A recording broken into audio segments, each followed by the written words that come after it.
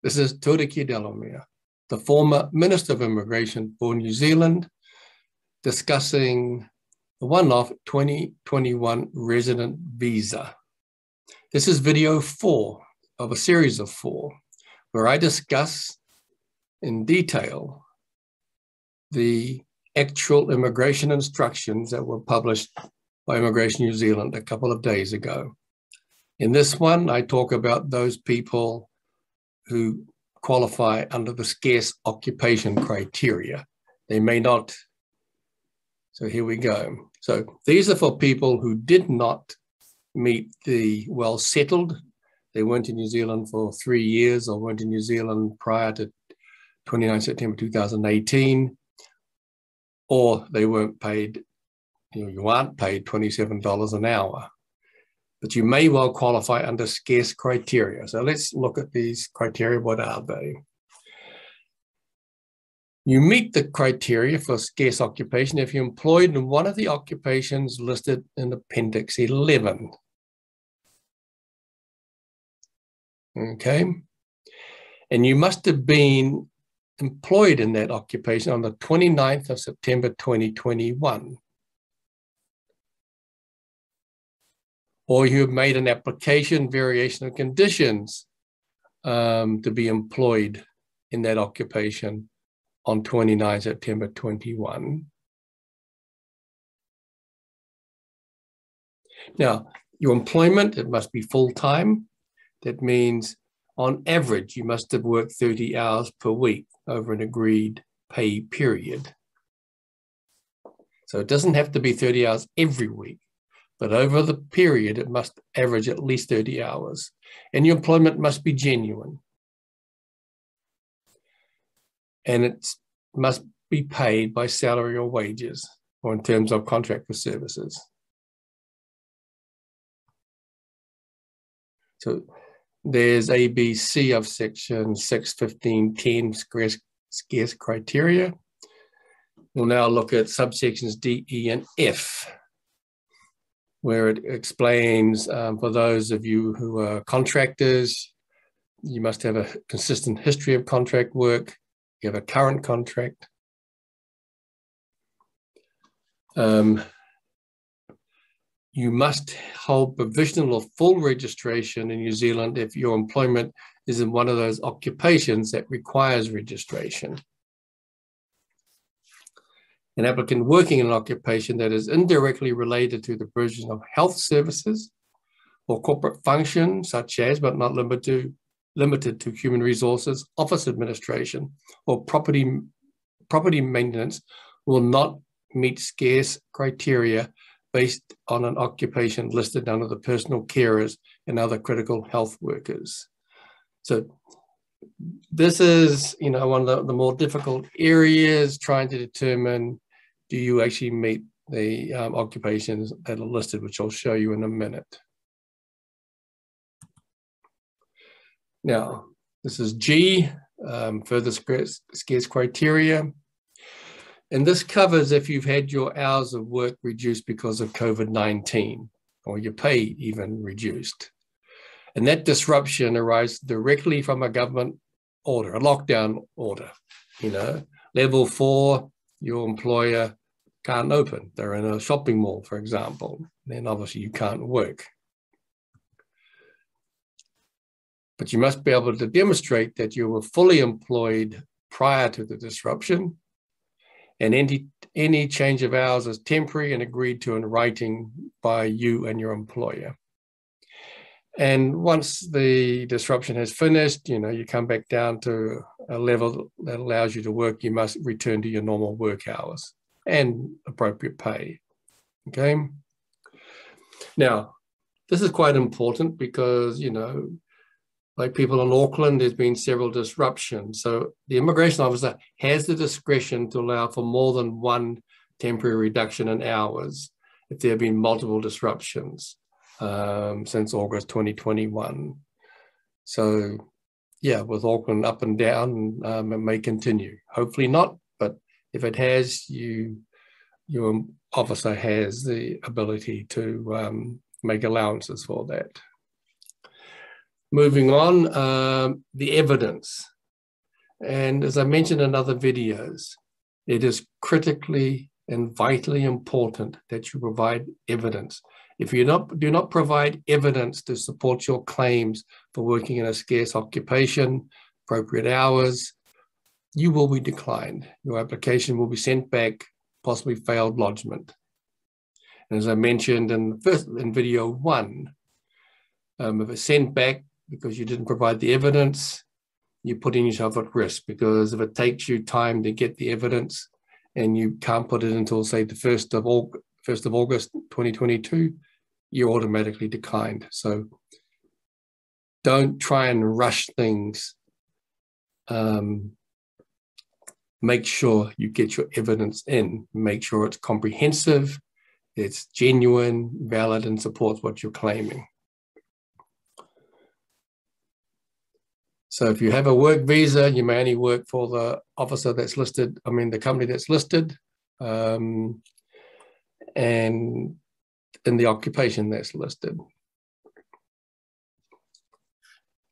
Now, if your occupation has not previously been assessed or evidence was not previously provided, you will be required to provide sufficient evidence to demonstrate that you meet the scarce criteria. And that includes, but it's not limited to, an employment agreement or letter from employer stating the occupation and hours. You must have evidence of registration if you're in one of those occupations requiring registration. Okay. This is especially there, B1. This is where Immigration New Zealand may well, if they suspect you may not be working in the occupation you claim, they may require other evidence. So any evidence you can get to support you. So if you get letters from customers, for example, from suppliers, that will be helpful. You can't put in too much evidence, but you sure as heck can put in too little. And if you put in too little, you're asking to be declined. Because Immigration New Zealand, in this one, they don't have to come back to you like they normally do. It's a bit silent on whether they will raise points of prejudicial information. I suspect they won't. Hopefully I'm wrong, but don't take the risk. Get the evidence. And C and D here, let's just go to C. Like I said, the immigration officer may request additional evidence as necessary to determine if you meet the scarce criteria. And the evidence may be required to demonstrate your current occupation as well as the occupation you held at 29 September 2021. So if on 29 September 2021, you were working in a scarce occupation for a specific employer, say employer A, but you since got new employment when you put your application in March next year for a different employer, same occupation, you will be required to provide evidence for both jobs, not just the one job, both jobs. So going back to it again, so don't try and be clever and only put the evidence in for your current job or the first job. If you have two different jobs for different employers, same occupation, you need the evidence for both. Because if you don't put it in, you may end up failing lodgement, and you'll be automatically declined. The employment offers must be genuine. I believe there's likely to be a degree of checking out on this one, because as we all know, unfortunately, there are many unscrupulous employers who have found ready-made victims to buy jobs, to get unpaid, work for hours that you're not paid for. So immigration officers will be on the lookout for that. So be careful on that. So that's that one there. Must be genuine. And as I just said, your employment will not be considered genuine if it is offered as a result of payment, not being paid properly either. If you're in this category, you're at risk, because my experience has been the people who have been caught out, they've been dobbed in by someone. Someone's told on them, usually a friend. They've had an argument, a fight with a friend, and the friend knows it. They write anonymously to Immigration New Zealand. So if you're one of those people, you need to be very careful, because if immigration get any hint that you bought your job or you're not being paid properly, they will demand more and more evidence. So again, be careful. And if there's been unlawful deductions, where employers have been taking deductions for things that are not real. Now, calculating your remuneration, that's section 6.15.20, A, B, C, and D. Remuneration will be calculated on the basis of payment per hour. So if you have a salary, then Immigration New Zealand will want evidence of the hours you work, and then they'll work out your hourly payment. So that's why you must provide your employment agreement. So when you put in your application, even if you put in an employment agreement before, make sure you send them a copy of your latest agreement, even if it's been sent in before. And you can't provide too much evidence, but you sure as heck can provide not enough. And if you provide not enough, you may be ruining your chances for getting residence in this new policy. Again, salary divided by 52, divided by whatever hours you're working. They'll work out your hourly rate. Okay, so you want to work that out? There's the section. Now, if you're working variable hours per week, it must be stated in your employment agreement. And I've seen some terrible employment agreements where working conditions are not properly described. So if you've got a bit of a suspect employment agreement, get it fixed and make sure it covers all these points properly. Because I've seen some really sloppy ones, and if it's sloppy, you may not get the chance to fix it. You may just be declined. So don't take that risk. Okay, so now the only one, every hour must be paid at above the applicable $27 an hour, except for those people who have overnight hours, and that's only in specific occupations. We'll cover that in a second. So continuing on with remuneration. Remuneration includes the agreed value of any reasonable deduction from your salary or wages for goods or services. So if you're, I don't know, working for a grocery store and you're paid, $100 worth of groceries, that's part of your remuneration. You can count that. Or if you've provided accommodation, and this is common with some jobs, people working on farms. The employer consider the accommodation provided to you for when you live and work on a farm as part of your remuneration. So that helps you get to your $27 an hour.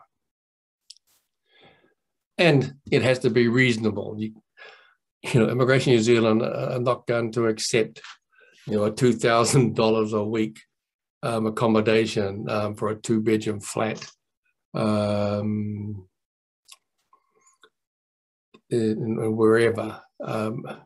It has to be at market rate, and they'll work that out. And if there is no deduction that you provided accommodation, Immigration New Zealand will come up with a market rental value. So it's probably in your best interest to get it stated, because my suspicion is immigration officers will come with the lowest market rental value they can think of. And if you get an allowance, then you can, that's part of your remuneration. Now, remuneration excludes all other employment-related allowances. You know, you can't consider tool or uniform allowances and bonuses, which are dependent on performance. Okay, bonuses don't count. So if you need to get your rate up properly, then you need to talk to your employer and get the bonuses become part of your salary instead of a bonus. Now for accommodation, that's just, there we go. You have to go to section CE1 of the Income Tax Act 2007 if you're not sure of how to calculate accommodation. Now this is a very important one, overnight hours. A lot of people who are like personal care, or you're a firefighter, for example, you may be sleeping in the fire station, or you may be sleeping overnight with your person you care for. You don't have to be paid at $27 an hour. You can have a special rate. So, but any of the hours where you are sleeping and you're allowed to sleep, whether it's the firefighter, whether it's a personal carer, for those hours, you must be paid at or above the minimum wage. So whatever the minimum wage is, if it's $20 or $21, if it goes up, you must be paid at the 21, but you don't have to be paid at 27. And when you go back to your normal duties in the morning or whenever it is, you must be paid at your normal rate. Okay? And actually, I shouldn't have said firemen. This only applies to people who work in aged residential care or disability care industry. Okay? These are the industries where people will sleep on premises. Their patient, sleeps during the night. You're required to be there, but you're not actually performing any duties.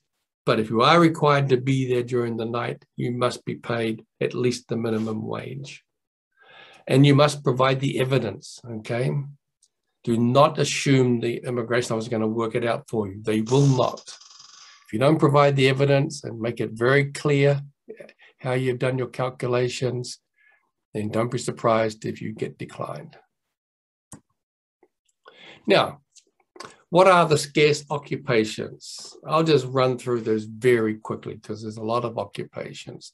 I'll start off, well, first, there are 4 lists. There's the jobs in the long-term skill shortage list. There's jobs requiring occupational registration in the health or education sector, personal carers and other critical health workers, and primary sector roles. So let's have a look first. I'll go first to personal carers. These are the jobs, okay? There's a whole list of them, so I'll break it down. Okay, so if you're in one of these occupations, that's good, you're sweet. Again, you're working, these are tends to do with hospitals. If you're working in the hospital in any of those as support staff or technical staff, you meet this criteria. If you are working and installing, operating, and maintaining medical equipment, your work is delivering some of these services. Now, some of you may well be on the border and you're not sure if you do or don't. That's where it becomes important as what your job description says in your employment agreement. You may want to have that reviewed so there's no question that you qualify if you're a personal carer or other critical health worker. So in some of these, look, physician associate, I'm not sure what a physician associate is. A special care worker, what does that mean? Because some of these titles here, I don't think are actually in ANSCO. I may be wrong, but if you're working in a mortuary, it doesn't, you're providing support staff. I mean, what is the support staff in the mortuary? Is that the secretary? I don't know. But if you're working in a mortuary, hey, you're not sure, claim it. I mean, the worst that can happen is they'll say no, but you may get it. If we can help, by all means, give us a call at TDA. The long-term school shortage list, you can go to the immigration site. I'll just flick through them. There's a lot of occupations here. Let's have a look at them. Go back quickly, see. And these are all highly skilled, as you can see.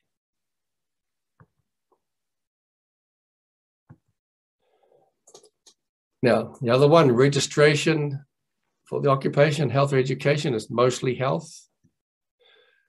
So chiropractor, yeah, I go see a chiropractor every now and then after, you know, being a long jumper, triple jumper for 20, 30 years, it tends to make a mess of your back as you get older. Go see him to straighten me out. But these are all, as you can see, these are in the medical fields. The education is teachers. If you're a primary school teacher, secondary school teacher, you're a principal at a primary or secondary school or intermediate school. If you're registered early childhood education teachers, then this includes you. But all of these people need New Zealand registration. Having registration in your own country doesn't cut it. It must be New Zealand registration. Now, in the primary sector, this is wonderful news for many people, okay? You know, some interesting jobs here.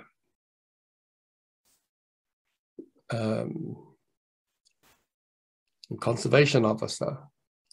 And I'll show you something. I mentioned conservation officer on purpose, but you know, you're a dog handler trainer. Do you grow cotton? If you're a cook, and cook is a lot easier. You know, if you think you're a chef, don't care. You know, cook is probably more simple. I think chef's probably, yeah, chef's listed. But many of you have had fights with immigration in New Zealand. Are you a chef? They come back and say you're a cook. Well, in this case, it doesn't matter. Be a cook. A deckhand, that's someone who works on a boat. A florist, food and drink factory workers. You're picking fruit, picking vegetables, working in a pack house. I mean, this is such wide-ranging, and you know, so many people, so many of you who never had a chance of being able to get residency under the skilled migrant category. Now you can. And you don't even need to be paid $27 an hour. So now, back then I mentioned that I shouldn't raise this, but conservation officer gets in. But you notice where the eyes, there's no immigration officer. So if you're an immigration officer on a work visa, though I think they're all residents probably, but yeah, but if you're on a work visa, an immigration officer, hey, you miss out. That's pretty terrible. A logging assistant, what does a logging assistant do? I mean, so a lot of what people would refer to as fairly low-level occupations, you will qualify, you'll get residency. So this is the list, you know, dozens of occupations. Anyway, that's a summary there. So I hope the videos have been helpful. This one, number 4, 1, 2, 3, and 4, I hope they've all been useful and helpful. I guess the main message is get your application done properly, get the evidence. Police certificates, start getting those ready now, don't wait. And as I said, you can't put in too much evidence, but you can certainly put in too little. And again, if we can help TDA Immigration, we're at 441 Queen Street. We will be open when the Prime Minister lets us open again. We're at the top of Queen Street on the corner of K Road and Queen Street. There's our phone number and there's my email address. So feel free to contact me if you wish. Okay, look, hope they've been useful. If you do come visit our office, as I said in the other videos, you must be double vaccinated. I have put in a policy that no one who's not double vaccinated will be allowed in our offices. All our staff are double vaccinated. We have staff who are, compromised with comorbidities, puts them at risk from COVID. So we require everyone to be vaccinated. If you're not vaccinated, we can still help you. We'll interview you over Zoom if necessary. So anyway, in closing again, hope this has been useful. You all stay safe. Take care.